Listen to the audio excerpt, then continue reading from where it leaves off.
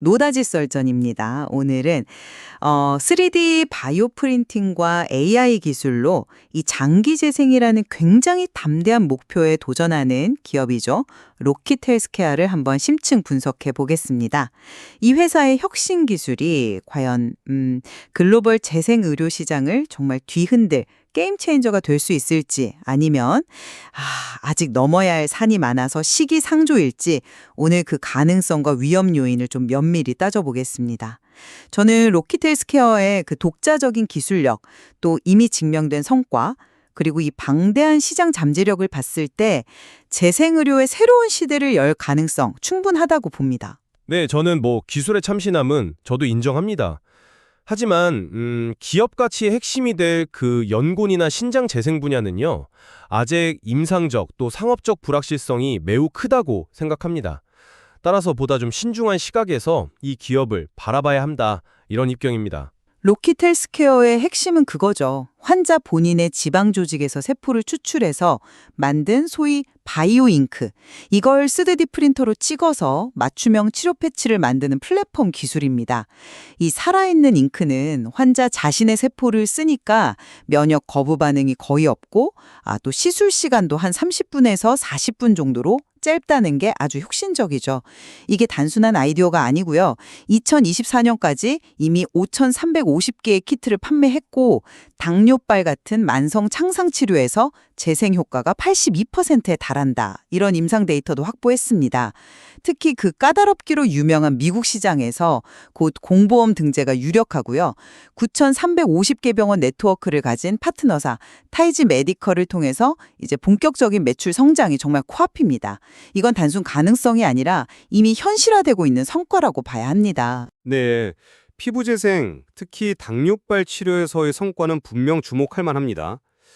2025년 매출 목표 230억 원도 3분기 누적 167억 원이니까 초과 달성이 유력해 보이기도 하고요.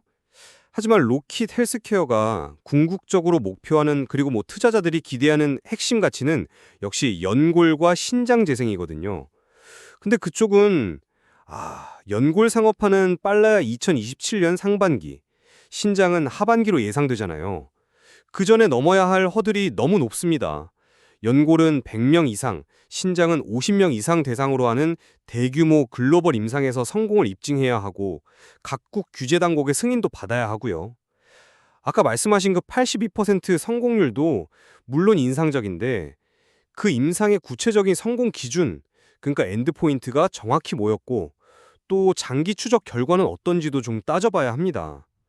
단순 상처 봉합 이상의 의미가 있어야 이게 연골이나 신장으로까지 확정될 수 있다, 이렇게 설득력을 얻을 텐데요. 물론 연골이나 신장은 더 높은 검증 기준이 필요하겠죠. 하지만 이 당뇨발이라는 난치성 질환에서 높은 효능과 안정성을 입증했다는 것 자체가 이 플랫폼 기술의 잠재력을 보여주는 아주 강력한 증거라고 생각합니다. 그리고 자가세포 기반이라서 안정성 면에서 규제 당국을 설득하는 데 유리하다는 점도 간과할 수 없죠. 기술 플랫폼이 이미 완성됐기 때문에 다른 조직으로 확장 적용하는 것이 상대적으로 좀 용이하다는 게 전문가들의 평가이기도 하고요. 이미 46개국과 당뇨발 관련 파트너십을 맺었고, 이탈리아, 프랑스 같은 유럽에서도 매출이 발생하면서 글로벌 상업화 역량도 보여주고 있습니다. 이외의 국부 펀드와의 대규모 연골 임상도 긍정적으로 진행 중인 걸로 알고 있고요. 글쎄요. 당뇨발 성공 경험이 곧바로 다른 분야 성공을 보장한다고 보기는 좀 어렵지 않을까요? 연골 키트는 당뇨발 키트 가격의 8배가 넘는 8,500달러 이상으로 예상되는데, 이 고가의 치료법이 과연 보험 적용이나 시장에서 얼마나 수용될지는 이건 또 별개의 문제입니다. 또 연골 신장 임상에만 200억 원이 넘는 막대한 자금이 필요해요. 이 비용 부담과 임상 성공의 불확실성은 여전히 큰 리스크 요인입니다.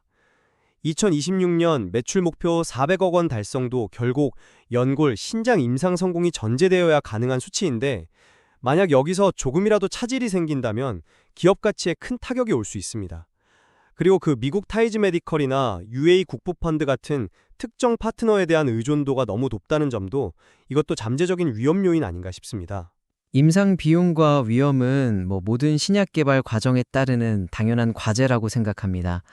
중요한 것은 그 위험을 감수할 만한 가치가 있느냐는 거겠죠. 현재 타겟 시장만 해도 당뇨발, 골관절염, 신장질환 이걸 다 합치면 32조 원이 넘습니다. 여기에 피부암 재건 같은 이것도 한 1조 원 이상의 추가 시장까지 생각하면 잠재력은 정말 막대합니다. 특히 피부암 제거는 연골보다 임상이나 등록이 좀 더 수월해서 내년, 그러니까 2026년부터는 의미 있는 매출 기여가 가능할 수도 있습니다. 이건 회사의 성장 스토리를 뒷받침하는 중요한 모멘텀이 될 겁니다. FDA, CE 인증에다가 다수의 특허로 기술적인 혜자도 구축했고요. 네, 시장 잠재력이나 기술 확장성 자체를 부정하는 건 아닙니다. 하지만 그 46개국 계약이 실제 의미 있는 매출로 이어지려면 각국의 복잡한 보험 시스템, 또 의료 환경에 안착해야 하는 정말 지난한 과정이 남아 있습니다. 특히 투석을 대체하겠다는 신장 재생은 정말 꿈의 기술이지만 그만큼 입증해야 할 기준과 규제 문턱이 상상 이상으로 높을 수 있습니다. 이게 정말 게임 체인저가 될 가능성도 있지만 그만큼 실패했을 게 충격파도 클 수 있다는 점을 좀 냉정하게 봐야 할 것 같습니다.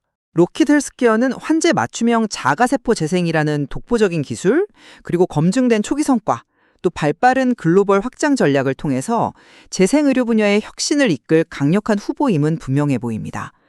미국 시장에서의 당뇨발 치료 매출 확대와 곧 발표될 연골 임상 결과가 단기적인 방향성을 결정할 중요한 변수가 될 것으로 보입니다. 맞습니다. 혁신적인 기술의 가능성에는 공감하지만 연골과 신장이라는 그 핵심 파이프라인의 성공 여부가 아직은 불투명한 현 시점에서는 과도한 기대를 좀 경계해야 한다고 봅니다. 대규모 임상 성공과 규제 승인, 그리고 고가 정책의 시장 수용이라는 여러 관문을 통과하는지 지켜보면서 신중하게 접근할 필요가 있겠습니다.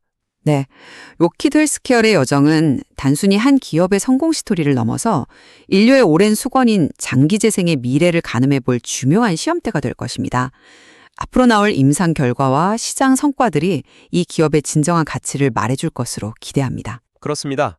시청자 여러분께서도 이 흥미로운 도전을 계속 지켜보시면서 로키드 헬스케어가 재생의료의 역사를 과연 새로 쓸 수 있을지 각자의 시각으로 판단해 보시면 좋겠습니다.